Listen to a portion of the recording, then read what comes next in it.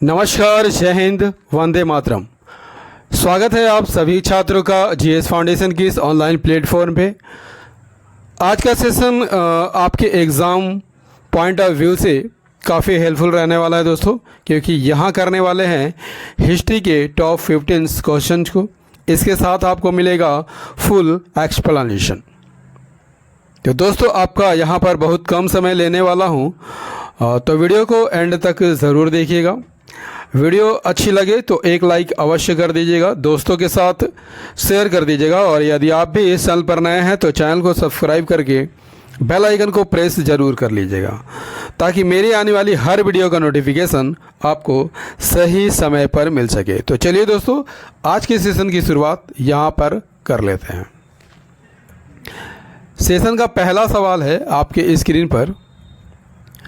कहता है कि किसने जालियांवाला बाग हत्याकांड के विरोध में वायसराय की कार्यकारिणी परिषद की सदस्यता से इस्तीफा दे दिया था? किसने दे दिया था? सही आंसर हो जाएगा शंकर नायर ने वायसराय की कार्यकारिणी परिषद की सदस्यता से इस्तीफा दे दिया था। शंकर नायर ने जालियांवाला बाग हत्याकांड के विरोध में वायसराय की कार्यकारिणी परिषद की सदस्यता से इस्तीफा दे दिया था। जालियांवाला बाग हत्याकांड के विरोध में महात्मा गांधी ने कौन सी उपाधि त्याग दी थी? केसर-ए-हिंद की उपाधि त्याग दी थी। इसी प्रकार जमनालाल बजाज ने राय बहादुर की उपाधि और रविंद्रनाथ टैगोर ने सर की उपाधि लौटा दी थी। नेक्स्ट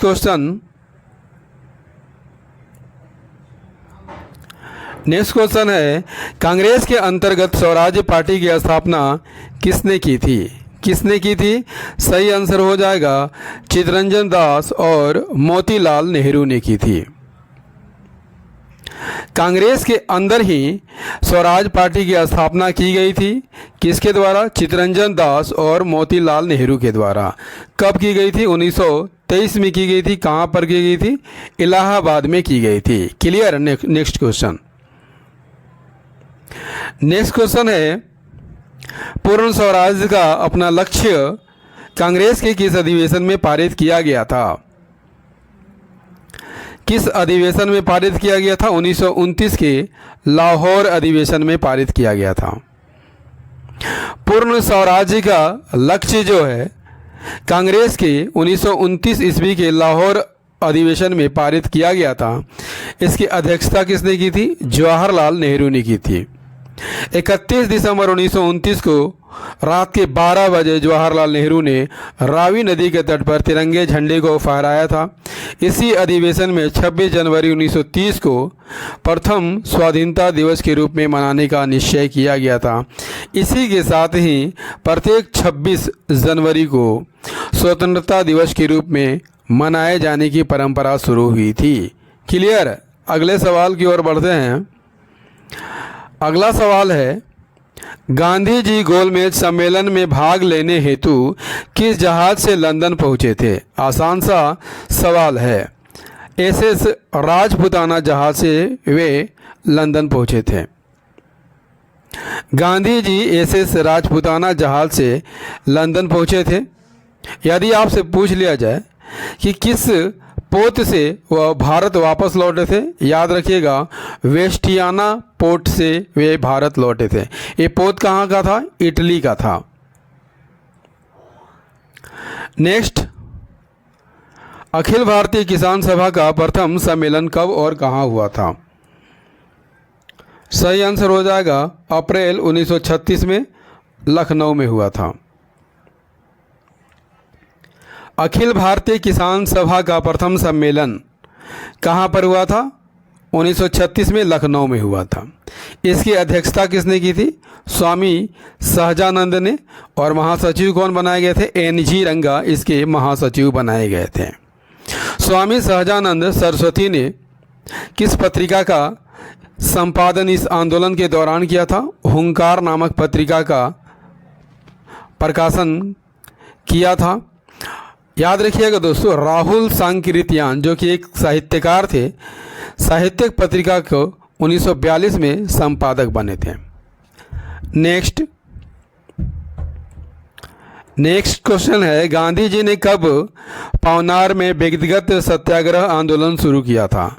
कब किया था? 17 अक्टूबर 1940 को। कब किया था? 17 अक्टूबर 1940 को। गांधी जी ने, याद रखिएगा, 17 अक्टूबर 1940 को पवनार में व्यक्तिगत सत्याग्रह आंदोलन शुरू किया था। इस आंदोलन के प्रथम सत्याग्रही कौन थे? विनोबा भावे थे। जबकि दूसरे सत्याग्रही कौन थे? जवाहरलाल नेहरू थे। यदि आपसे पूछ लिया जाए कि तीसरे सत्याग्रही कौन थे, याद रखिएगा ब्रह्मदत्त थे। इस आंदोलन को दिल्ली चलो आंदोलन में कहा जाता है। नेक्स्ट, भारत छोड़ो आंदोलन की शुरुआत कब हुई थी? कब हुई थी? 9 अगस्त 1942 को। भारत छोड़ो आंदोलन की शुरुआत कब हुई थी? 9 अगस्त 1942 को। और इसी में गांधी जी ने करो या मरो का नारा दिया था। 9 अगस्त 1942 को सुबह में ही गांधी जी और कांग्रेस के सभी महत्वपूर्ण नेताओं को गिरफ्तार कर लिया गया था। किस ऑपरेशन के तहत? ऑपरेशन जीरो आवर के तहत। गांधी जी, कस्तूरबा गांधी और सरोजनी नायडू को पूना के आगा खां महल में रखा गया था। और ये कांग्रेस के कार्यकारिणी के अन्य सदस्यों को कहाँ रखा था? अहमदनगर के दुर्ग में रखा गया था। लेकिन कुछ दिनों बाद जो है, यहीं पर कस्तूरबा गांधी की मृत्यु हो गई थी। नेक्स्ट सवाल क्या कहता है? कैबिनेट मिशन दिल्ली कब पहुंचा था? कब पहुंचा था? 24 मार्च 1946 को। कैबिनेट मिशन को भारत भेजने की घोषणा किसके द्वारा की गई थी? एटली के द्वारा की गई थी। कब की गई थी? 15 फरवरी 1946 को। किस लिए इस मिशन को भेजा गया था? संविधान सभा की स्थापना के लिए। और उस समय की जो समस्याएं थी उस पर भारतीयों से विचार विमर्श करने के लिए कैबिनेट मिशन को दिल्ली यानी भारत भेजा गया था। 24 मार्च 1946 को कैबिनेट मिशन दिल्ली में पहुंचा था। इस शिष्टमंडल के सदस्य कौन थे? स्टैफर्ड क्रिप्स जो कि बोर्ड ऑफ ट्रेड के अध्यक्ष थे, पैथिक लॉरेंस जो कि भारत सचिव थे, और एवी अलेक्जेंडर जो कि नौसेना मंत्री थे। ठीक है, कैबिनेट मिशन पैथिक लॉरेंस के नेतृत्व में भारत आया था। नेक्स्ट क्वेश्चन क्या कहता है? हरिजन सेवक संघ की स्थापना किसने की थी? हरिजन सेवक संघ की स्थापना किसने की थी? महात्मा गांधी ने की थी। किसने की थी? महात्मा गांधी ने। हरिजन सेवक संघ की स्थापना किसने की थी? महात्मा गांधी ने की थी। इसके संस्थापक अध्यक्ष कौन थे? घनश्याम दास बिड़ला थे। नेक्स्ट क्वेश्चन है, 9 जनवरी 1915 को गांधी जी दक्षिण अफ्रीका से भारत किसके अनुरोध पर आ गए थे? किसके अनुरोध पर आ गए थे? गोपाल कृष्ण गोखले के अनुरोध पर वे दक्षिण अफ्रीका से भारत आए थे। गोखले के अनुरोध पर दक्षिण अफ्रीका से भारत महात्मा गांधी कब लौटे थे? 9 जनवरी 1915 को। और गांधी जी ने गोपाल कृष्ण गोखले को अपना राजनीतिक गुरु बनाया था। यदि आपसे पूछ लिया जाए दोस्तों कि गोपाल कृष्ण गोखले के राजनीतिक गुरु कौन थे? एमजी रानाडे थे। कौन थे? एमजी रानाडे थे।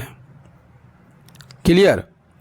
और गांधी जी के आध्यात्मिक गुरु कौन थे? गुरु रायचंद भाई थे।